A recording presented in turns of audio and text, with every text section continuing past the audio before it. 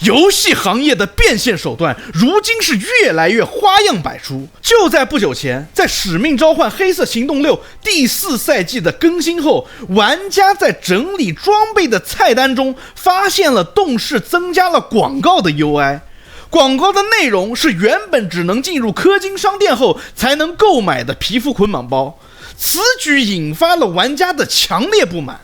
动视随后回应称这只是一次用户界面功能的测试是由于错误才被发布到正式游戏当中的，并且表示相关内容已经被移除了。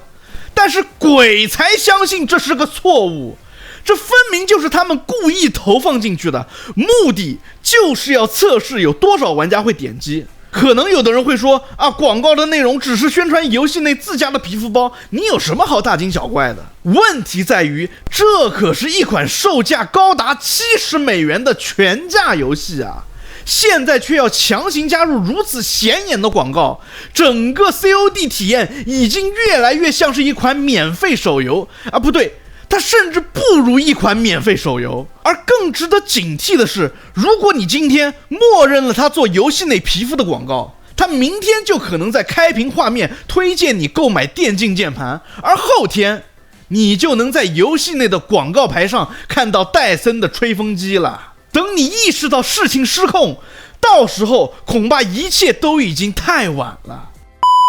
大家好，欢迎来到第9频道，我是老九，在这里我们一起剖析第9艺术的真谛。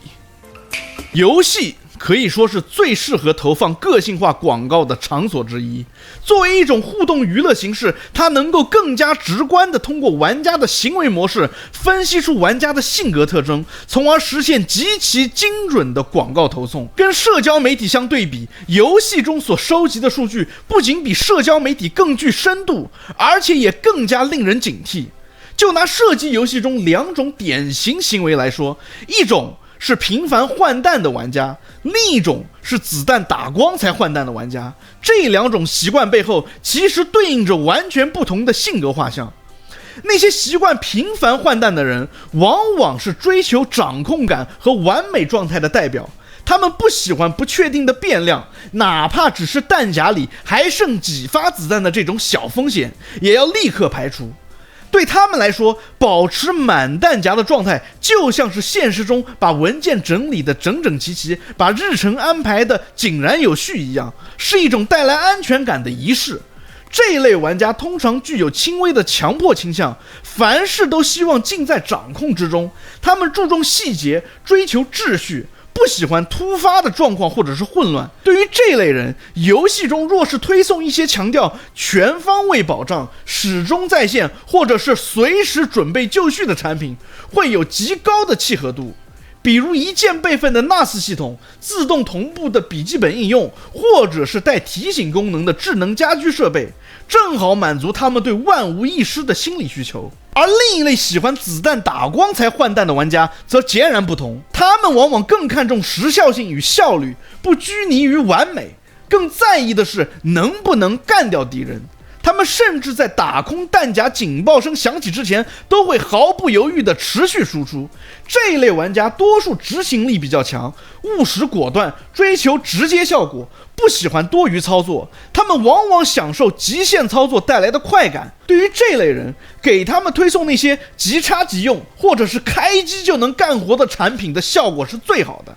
比如高性能的电竞鼠标、极简设计的手机，或者是轻便却性能强悍的移动设备，这些商品无需复杂设置，上手即用，正好打中了他们的需求点。通过以上这种对行为数据的收集，游戏可以精准地区分玩家类型，从而实现差异化的广告推送。有些人可能会觉得这种精准投送的广告形式是件好事啊。但是背后隐藏的问题却不容忽视。高度精准的广告投放往往伴随着对用户行为偏好甚至心理特征的深度采集与剖析。一旦游戏厂商为了广告收益而过度获取玩家数据，尤其是在并未明确告知或未经用户同意的情况下，就很容易触碰隐私的底线。这不仅会引发法律风险，更会破坏玩家对开发商的信任。最恶心也是最要命的是，精准广告的兴起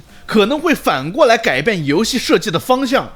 和现在的服务型游戏都想方设法地引导玩家增加在线时长的设计是一个道理。厂商为了提升点击率，可能会有意在 UI、剧情甚至关卡场景中插入容易引发共鸣的广告节点，比如主角受伤时弹出止痛药的广告，或者是经济崩溃剧情后推荐理财的 APP。这样一来，游戏就逐渐从一部完整的娱乐作品变成了广告内容的载体。久而久之，游戏设计的核心将从好不好玩逐渐转向如何更好地引导点击与付费，最终开发者也会被发行商要求围绕广告收益来优化内容，而非专注于提升玩法与乐趣。而这些大厂如果想要做到这一点，只需要在你进入游戏前的那份几乎没有任何人会认真阅读的用户协议中，悄悄加入一条关于数据收集的条款，就能彻底为所欲为。实际上，越来越激进的广告策略在整个内容娱乐行业早已不是什么新鲜事，尤其是流媒体平台，插入广告已经成为常态。像奈飞、亚马逊、迪士尼这样的巨头，这几年都在积极地拓展广告相关的商业模式。从推出带广告的低价会员方案，到片头片尾插入短广告，再到激进的测试无法跳过的中插广告，他们用实际行动表明，只要平台用户体量足够大，广告这块肥肉他们是绝对不会轻易放过的。因此，当这种策略逐渐蔓延到游戏领域时，我其实在悲观的同时一点也不感到惊讶。事实上，游戏公司强行在作品中加塞广告的尝试远比我们想象的要更早。就比如说 NBA 2K21 在发售初期就曾经在加载画面中强制插入商业广告，它都不是那种游戏内道具的广告，而是真正意义上的商业广告。哪怕玩家已经将游戏安装在固态硬盘上，加载几乎是瞬间完成，也必须被迫完整看完。这种赤裸裸的商业操作迅速引发了玩家的强烈不满，社交媒体上一片声讨，最终逼得发行商不得不出面道歉并撤下广告。但是问题是，这样的抗议并没有真正阻止厂商的野心，这些事件更像是一场测试，他们在试探玩家的底线，观察市场的容忍度究竟能有多高。一次次小规模的水温试探，在怒火和舆论的浪潮中悄悄进行，而每一次风波过后，他们都会默默记下哪些方式是用户可以接受的，哪些是可以在未来逐步推进的，并在下一部作品、下一次更新中的适当时机卷土重来。当广告再次出现在《使命召唤》这样的所谓大作中的时候，很多玩家虽然愤怒，却早已不再惊讶，而这恰恰是最危险的信号。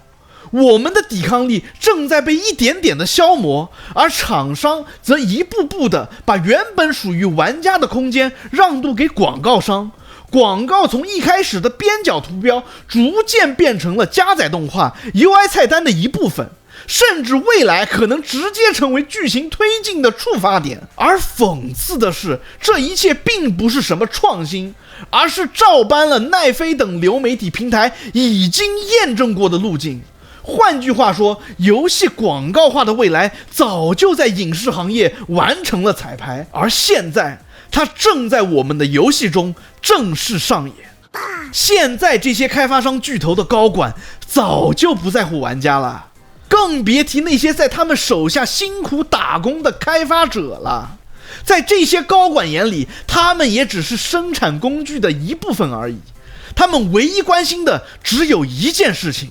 那就是下个季度的财报是不是超出预期。为了让股票价格不断上涨，他们可以毫不犹豫地牺牲游戏的完整性，牺牲玩家的体验，甚至牺牲整个系列 IP 的声誉。这种现象让我想到了《黑镜》最新一季中的某一集，那一集是一部真正意义上的现代商业的黑色预言。在故事中，主角因为一场事故，脑部被植入了科技公司出品的设备，才得以存活。但是这份救命恩情并不是免费的，只要他不按时缴纳订阅费用，无论是他走在街上还是和人交谈的时候，他脑部安装的设备会强行调用他的大脑去朗读广告，甚至在他睡觉的时候，大脑也要被用作计算单元，为那些科技公司的云端服务器提供算力支持。更可怕的是，随着时间的推移，这个订阅费用变得越来越高，压得他们一家几乎喘不过气来。最后整个家庭都被绑架在这套系统之中，被迫为一家冷酷无情的商业巨头打工交钱。你是不是觉得这看起来更像是科幻？可当我们看到现在的游戏也开始订阅化、广告化、数据化、AI 化，每一个环节都被商业部门精算得一清二楚的时候，你会发现《黑镜》这部剧根本不是在讽刺未来，而是在写我们眼下正在发生的现实。荒诞的是，这部现代商业的黑色预言，同时也是上文提到的奈飞自己出品的。说个题外话，《黑镜》这部剧真的非常好看，我强烈推荐。你有病！我希望大家也不必过分的悲观，在这一片黑暗当中，也并非没有希望。Valve就像是黑夜中点燃的一束微光，在整个行业被广告与氪金吞噬的潮流中，依然坚持着游戏行业该有的样子。在这个越来越多厂商不择手段压榨玩家、到处加塞广告的年代， Valve 仍然守住了底线，捍卫着游戏的纯粹。就在2025年2月，他们正式更新了 Steam 平台的政策，明确的全面禁止了在游戏中插入任何形式的广告内容。无论是开屏广告、加载广告，还是那些看似巧妙植入的商品展示，只要不是和玩法直接相关，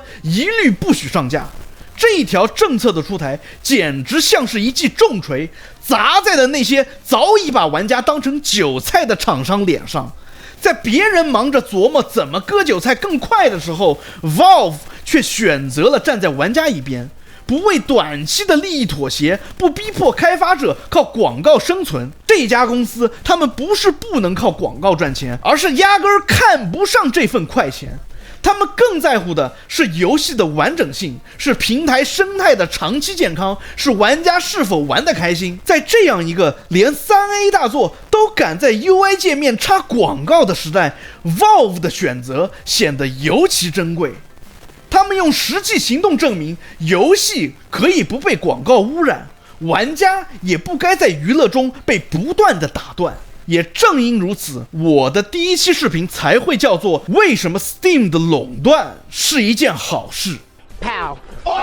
游戏行业愈发激进的广告策略正在将玩家的体验推向商业化的深渊。精准广告推送的背后，是对隐私的侵蚀，更是对游戏设计初衷的背离。从微妙的游戏内推广到显眼的菜单 UI 广告区块，这些做法让玩家在娱乐的过程中备受干扰。我们必须高度警惕，保持警觉，在广告的侵蚀出现端倪之时就坚决抵制，绝不能让游戏行业的未来沦为深不见底的商业深渊。